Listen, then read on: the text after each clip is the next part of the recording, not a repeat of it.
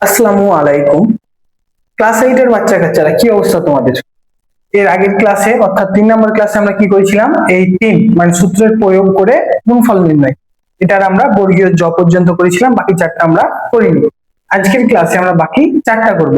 প্রথমে আমরা দেখি, প্রথম নাম্বারটা আমি এখানে তুলে নিয়েছি। এখন দেখো, ax minus bx plus cz into ax plus by minus cz। এইটা ম্যাথ পড়ার সাথে সাথে তোমার মাথায় আগে সূত্রটা নিয়ে আসতে হবে, যেখানে আসলে কোন সূত্রটা প্রয়োগ হবে। তো দেখো তুমি, এটা আমাদের সূত্র ফেলতে হবে a minus B into A plus B এর, বুঝলা? এই সূত্র ফেলতে হবে। তো এই সূত্র আমরা কিভাবে ফেলবো একটু ভাবো তো। আমরা যদি এক্স টাকে এ ধরি আর এইটাকে যদি বি ধরি, তাহলে কি আমাদের হচ্ছে? না, এখানে কি আছে? আমাদের মাইনাস আছে। এইখানে যদি আমরা মাইনাসটা কমন নিই, তাহলে এখানে কি দিতে হবে? মাইনাস দিতে হবে। কারণ কি? কারণ এখানে প্লাস আছে, এখানে মাইনাস করতে হবে। দেখো তোমাকে আমি দেখাই, এ এক্স মাইনাসটা কমন নিলাম, তাহলে কি হবে? B Y minus C Z. এবার দেখো তো, এটার সাথে এটা মিল আছে না? মিল আছে। এখন এই লাইনটা লিখলাম, এটা তো তোমাকে প্রমাণ করে দেখাতে হবে। এই লাইন থেকে আগের লাইন আছে। তুমি এখন দেখো, এক্স এক্স বসে গেল, এই এই মাইনাস আর এই সামনে কিছু নেই মানে প্লাস, তার মানে প্লাসে মাইনাসে মাইনাস বিওয়াই মাইনাস বিওয়াই, এই মাইনাস আর এই মাইনাস গুণ হলে কি হবে? প্লাস হবে, প্লাস সিজেড। ঠিক আছে, তার মানে এই লাইনটা লেখা আমাদের সঠিক আছে। তারপরে কি বসাবো? Into A x plus by minus CZ. এইটাও এটার মতো করে, বুঝতে পেরেছো? তাহলে এখন দেখো আমাদের সূত্রটা পড়লো না, এ minus B into A plus B এর সূত্র। হ্যাঁ, পড়ে গিয়েছে। তাহলে এখন আমাদের কি হবে? A square minus B square, A square. এটা কি? A X square minus beta কি? B Y minus C Z square. এখন এটার উপরে এর উপর স্কোয়ার হলে এ স্কোয়ার, এক্স এর উপর স্কোয়ার হলে এক্স স্কোয়ার মাইনাস। এখন দেখো তো এটা কি সূত্রে পড়ে? এ মাইনাস বি হোল স্কোয়ারের না? তাহলে আমরা কি করব? এ মাইনাস বি হোল স্কোয়ারের সূত্রটা বসিয়ে দেবো। তাহলে বি ওয়াই,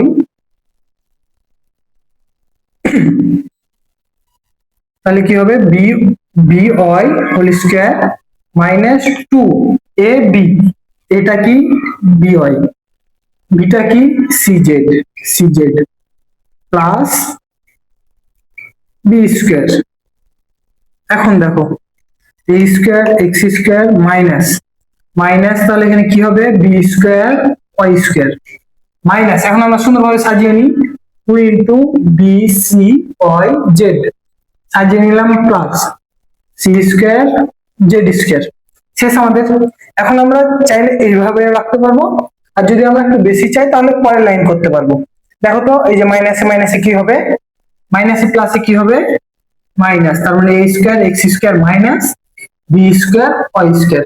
এবার দেখো তো, মাইনাসে মাইনাসে কি হবে? Plus, plus 2 b c y z, তারপরে কি? মাইনাসে প্লাসে minus c square z square. এটা হলো আমাদের ফাইনাল অ্যান্সার। এখন যদি তুমি এই লাইনে রাখো সমস্যা নেই, কিন্তু এই লাইনে রাখলে বেশি ভালো। বুঝতে পেরেছো? আবার তোমাকে ম্যাথটা দেখে দেখো, ax minus by plus cz into ax plus by minus cz, এটা আমাদের মূল ম্যাথ। তো ম্যাথটা থেকে আমাদের বের করতে হবে যে সূত্র কোনটা প্রয়োগ করব। যদি আমরা সূত্র কোনটা প্রয়োগ করব এইটা বুঝতে পারলে ম্যাথটা আমরা করে নিতে পারবো। তো আমি প্রথমে ভাবলাম যে এটা হয়তো বা a minus B into A plus B এর সূত্র পড়বে। তো আমরা দেখি আগে পড়বে কিনা, আমরা নিয়ে আসতে পারছি কিনা। তো আমরা দেখলাম যে একটু ক্যালকুলেশন করার পর দেখলাম যে আগে মানে যেটা আমি সূত্র বললাম সেই সূত্র নিয়ে আসতে পারছি। তারপরে আমরা সূত্রটা প্রয়োগ করলাম। সূত্রটা প্রয়োগ করার পর আমরা যখন ক্যালকুলেশন করলাম তখন দেখলাম যে আমরা আরেকটা সূত্র ফেলতে পারছি। সেই সূত্রটা কি? এ মাইনাস বি হোল স্কোয়ার। ওই সূত্রটা আমরা আবার বসাইলাম। ওটা বসানোর পর আমরা শুধু ক্যালকুলেশন করলাম, কিছুই না। আশা করি এটা বুঝতে পেরেছো। তাহলে আমরা এর পরেরটা করি।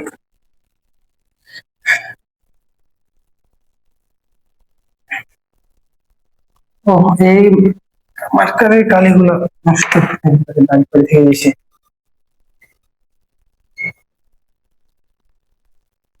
3a minus 10 into 3a minus 5। এখন এইটা দেখো তো, কিছু একটা সূত্র মনে পড়ে না? প্রথমটা মিল আছে, আবার আগে অঙ্কটা তোমাকে পড়ে, 3a minus 10 into 3a minus 5। দেখো তো, প্রথমটা মিল রয়েছে, প্রথমটা রয়েছে, দ্বিতীয়টা মিল নাই, দ্বিতীয়টা মিল নাই, তাহলে তোমার এই সূত্রটার কথা মনে পড়ে না? a প্লাস কি এখানে মিটে গিয়েছে, x plus a into x plus b এর সূত্রের কথা মনে পড়ে না? কিন্তু এখানে আবার একটা কথা আছে, এখানে তো দুই জায়গায় মাইনাস আছে, মাইনাস মাইনাস, কিন্তু আমরা একটা কাজ করতে পারি না, ধরে নিয়ে ম্যাথটা করতে পারি না। আমরা যদি 3a ইকুয়াল টু x ধরি ধরি আর কি b কি, আর যদি আমরা মাইনাস 10 কে a ধরি, মাইনাস 5 কে b ধরি, এখন আমরা ধরা অনুযায়ী এখানে বসাই, তারপর দেখি সূত্র করছি কিনা। x প্লাস কি ধরেছি, a ধরেছি, ইন্টু x প্লাস b। দেখো তো আমার সূত্র পড়ে যায় না সেম ভাবে? এখন তোমার কথা হলো যে এখানে তো আপনি মাইনাস 10 কে a ধরলেন, কিন্তু এর সামনে প্লাসটা কিভাবে এলো, তাই না?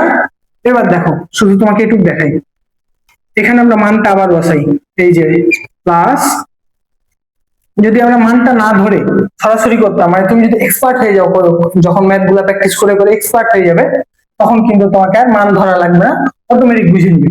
দেখো 3a এখানে প্লাস লিখলাম, তারপর আমরা কি করলাম, মাইনাস 10 কে আমরা ব্র্যাকেট দিলাম। দেখো তো এই লাইনটা আর এই লাইনটা সেম না, শুধু প্লাসে মাইনাসে মাইনাস। দেখো 3a প্লাসে মাইনাসে মাইনাস 10, আর এই যে মাইনাস 10 বসে গেল, সেম না? সেম। এই জন্য এখানে আমরা কি ধরলাম, প্লাস মানে ধরে করলাম, যেন তুমি প্রথমবার ভালোভাবে বুঝতে পারো। তাহলে আমরা তার পরবর্তীতে আগাই, সূত্রটা কি, x square plus a plus b, x plus a into b। এখন মানগুলো বসাই, x মানে কি, x মানে হলো 3a স্কয়ার, প্লাস a মানে কি, a মানে হলো মাইনাস 10, তাহলে কি মাইনাস 10, 5 মানে b মানে কি মাইনাস 5, তার মানে মাইনাসে প্লাসে মাইনাস, মাইনাস 5। x মানে কি 3a, ab মানে কি, ab মানে হলো মাইনাস 10 ইন্টু মাইনাস 5। এবার দেখো 3 এর উপর স্কয়ার হলে কি হবে, 9, এর উপর স্কয়ার a স্কয়ার, তারপর দেখো তো এই প্লাস আছে, প্লাস বসিয়ে দিলাম। এখন না, প্লাসটা পরে বসাই, এই ক্যালকুলেশনটা পরে করবেন। মাইনাস 10 আর মাইনাস 5 যোগ করলে কি হয়, দুইটা যেহেতু মাইনাস, তাহলে কত হয়, মাইনাস 15। মাইনাস 15 এর সাথে 3 গুণ করলে কত হয়, মাইনাস 45। এবার প্লাসে মাইনাসে কি হয়, মাইনাস হয়, তাহলে মাইনাস 45a। এবার দেখো যে এই যে মাইনাস আর মাইনাস কি হয়, প্লাস হয়ে যায়, তাহলে 10 ইন্টু 5, 10 ইন্টু 5, তাহলে কত হয় 50, তাহলে 15। এটা হলো আমাদের অ্যান্সার। আশা করি এটা বুঝতে পেরেছো। তারপর আমি প্রথমে আবার বুঝাই, আমি কিভাবে বুঝলাম যে এই সূত্র আসবে, মানে এই সূত্র পড়বে, কিভাবে বুঝলাম। দেখো এই যে 3a এইটা সেম আছে, তখন আমি মানে চোখ বন্ধ করে বিশ্বাস করে নিয়েছি কি, যে এই সূত্র পড়বে। সূত্রে ফেলতে গিয়ে আমরা কি মানে কিসের সম্মুখীন হলে বন্ধ হবে, প্রথমে দুইটাই মাইনাস, এই দুইটা মাইনাসকে আমরা কি করলাম, a এবং b ধরে নিলাম মাইনাস সহ, মাইনাসে minus 10, minus 10 equal to a আর মাইনাস 5 ইকুয়াল টু b, এটা আমরা ধরে নিলাম। তারপর আমরা কি ফেললাম, সূত্রের আকারটা চলে এলো আমাদের, সূত্রের আকার এলে কি করলাম, সূত্র বসালাম, তারপর আমরা বাকিটুক করলাম। বাকিটুক তো বুঝেছো, শুধু তোমাদের কনফিউশন হবে এই দুই লাইনে। প্রথমটা তো ম্যাথ, মানে একটা লাইন যদি করতে পারো, শুধু ম্যাথটা উঠানোর পর পরের লাইন যদি করে নাও, তাহলে বাকিটুকু পেয়ে নেবে। এই ম্যাথ গুলোতে সব থেকে বেশি যেটা সমস্যা হয়, সূত্র চিহ্নিত করা, যে কোন সূত্রে পড়বে না পড়বে এটা বুঝতে পারো না, তার ফলে কিন্তু ম্যাথ গুলা করতে পারো না। তাহলে আমরা তারপরে আগাই, 4 নাম্বার।